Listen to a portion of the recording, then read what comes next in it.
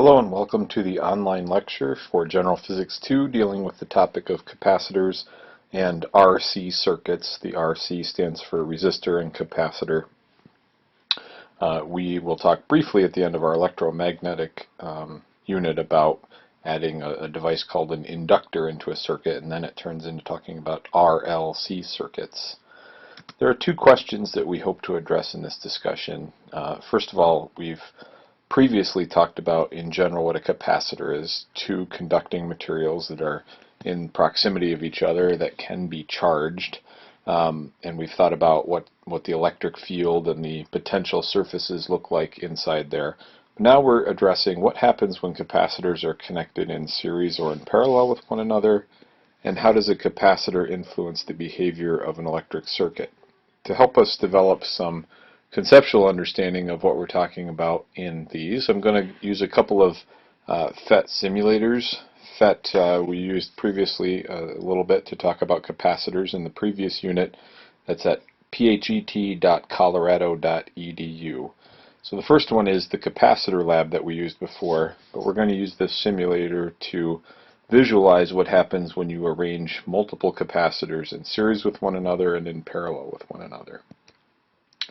So I'm going to jump over here to the Capacitor Lab simulator, and here we have our single capacitor. Recall we did this before. You can change the capacitance of this thing by moving the plates closer to one another. You increase the capacitance, and you can charge the capacitors by essentially turning on the power supply. So if we flip on the battery, you'll notice that briefly there's a current flowing in this circuit. And what we end up with is a positively charged upper plate, a negatively charged lower plate, as electrons are pulled off the upper plate, pumped through the battery, and pumped onto the lower plate. What happens if we have multiple capacitors? I'm going to start with two in parallel, so I'm going to go back to 0 volts and put two of these capacitors in parallel. And in parallel, we actually see that nothing affects capacitor 1 because it still gets the same amount of charge pumped off of the top plate and onto the lower plate. But now capacitor 2 has an independent connection to the battery, and the same thing will happen to it. Charge gets pumped off its upper plate and onto the lower plate, and so both of these capacitors get charged with an equal amount of charge since they have equal capacitance. We're storing more overall charge in this setup than we were with just a single capacitor, and so we say there's a greater capacitance, and you can think of it as increasing the available surface area in our original model of the physical parameters governing a parallel plate capacitor. Put three of them in parallel and the capacitance increases even more. In fact, we can put a meter up here that measures how much total capacitance we have in this setup. So notice back with one capacitor we have 0.1 picofarads, 2 in parallel gives us 0.2 picofarads, 3 in parallel gives us 0.3 picofarads. Capacitances in parallel add capacitance. And if you increase the capacitance of one or more of these capacitors, notice that it doesn't do anything to affect the other two capacitors. So here I've increased the capacitance in the middle by decreasing the distance between those plates. More charge gets piled up there, but the same amount of charge gets piled up on C1 and C3, and the total capacitance of the network is still the sum of the three individual capacitors. When you go to series, and we'll just flip back to our single capacitor for reference, it's different. And what happens when you put two in series, and again we'll just turn this on to visualize the charging process, get it set back to 0. If I put two capacitors in series, what's going to happen now as this thing charges is that electrons get pumped off of the upper plate, pumped through the battery, and deposited on the lower plate of capacitor 2. So they get removed from capacitor 1, pumped onto the other plate of capacitor 2. This in turn pushes electrons off the upper plate of capacitor 2 onto the lower plate of capacitor 1, because again you have electron repulsion going on here, and conducting materials allow electrons to move rather easily within them. And so another electron gets pumped from the top plate of C1 through here, bottom plate of C2. That pushes another electron off the top plate of C2 onto the bottom plate of C1. And this process continues until the system has gained as much charge as it can have for its given configuration. So one of the things you'll note is when you put two capacitors in series, both of them hold the same amount of charge. In fact, if I change the capacitance of C2 by putting it closer together, the whole system ends up storing more charge. So you can put more charge on C2, but that had to come from C1, so C1 ends up storing more charge as well. And notice that there's an equal amount of charge still stored on both capacitors, even though we mildly bumped up the total capacitance of the system by increasing the capacitance of capacitor C2. If I put 3 in parallel, 3 in series, pardon, it's even fewer charges that get stored. And the reason we're storing fewer and fewer charges when we put these capacitors in series is that we're increasing the effective separation between these charged plates. Previously, when you have only a single one, the amount of capacitance depends on the distance between those plates. And our model is that electrons get added to the bottom plate are repelled from the other electrons that are already there, but they're attracted to the positively charged plate at top. So if you make those plates closer together, you increase those attractive forces, you increase the capacitance of the system. Well, now when we're going to a situation where we have 2 or 3 in series, that gap distance is greater than it was before because, again, charge gets pumped onto a different capacitor. That in turn has to push charge from the top plate of C3 onto the bottom plate of C2. That in turn pushes charge from the top plate rather of C2 onto the bottom plate of C1. And those 3 gaps are a greater distance for those forces to overcome than it previously was with 2 or 1 when we had fewer capacitors in series. The overall effect of this then is to decrease the capacitance of the system. And so you'll notice here the total capacitance of my system is less than it was when I just had a single capacitor hooked to the battery by itself. The other question that we'd like to briefly consider with the simulator is how does a capacitor influence the behavior of an electric circuit? So we've spent the past several days of class talking about electric circuits and what happens when resistors are wired into those circuits, both in series with each other and in parallel with each other and in other combinations. But a resistor alone can't do very much in a circuit other than turn electrical energy into heat. So other elements get introduced into circuits to do additional things, and a capacitor is one of those elements. We're going to think now for a few minutes about what happens when a capacitor gets put into a circuit. And we will consider a DC circuit, even though you can put a capacitor in an AC or alternating current circuit. Right now we're just considering circuits where current goes in one direction. So this is the circuit construction kit. If you go to the FET website and want to play around with this, you actually have to choose the one for alternating current circuits because it's more general and it has more devices that can be inserted into the circuit, including inductors and capacitors, and you can make it a direct current circuit just by using a battery instead of an AC voltage power supply. I've built most of the circuit that I'm going to be examining here. So here is my battery over here. I've put a switch up here. I've put a switch in the middle, and we'll talk about why in just a minute. Here's a resistor. Here is a capacitor. And so these balls on here are supposed to help us visualize what's happening in terms of the flow of charge throughout this circuit. It's a pretty easy thing to construct, drag and drop, so I'm going to take a wire over here and try to avoid those things and connect the last gap on my circuit with that wire. Now I've got a complete circuit, but nothing's happening because I haven't turned on the power. But when I do turn on the power, keep an eye on what's happening on the capacitor over here as we close the switch. So I'm going to close this switch and let it go. And you'll notice that charges move, so we pump electrons off of this top plate through the resistor.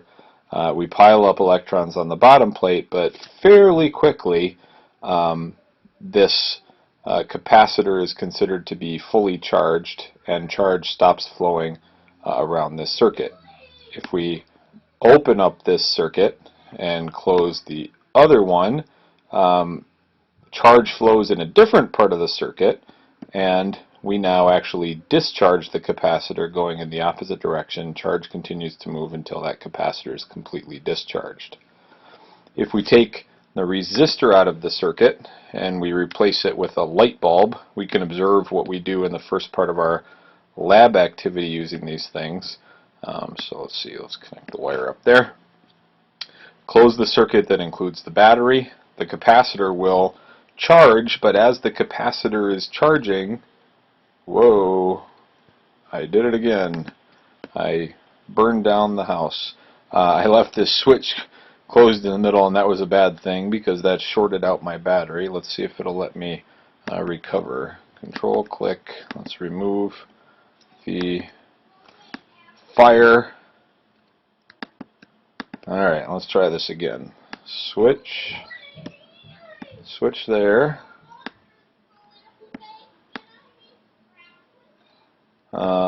Switch here. Oh, there we go.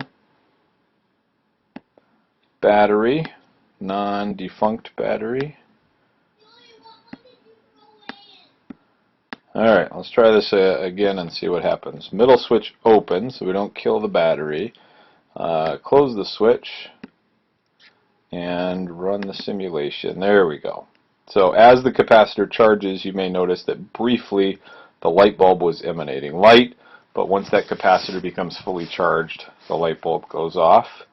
If we open this switch over here and close the switch that does not include the battery now, the capacitor will discharge. Current will flow in the opposite direction until those capacitor plates become neutral again.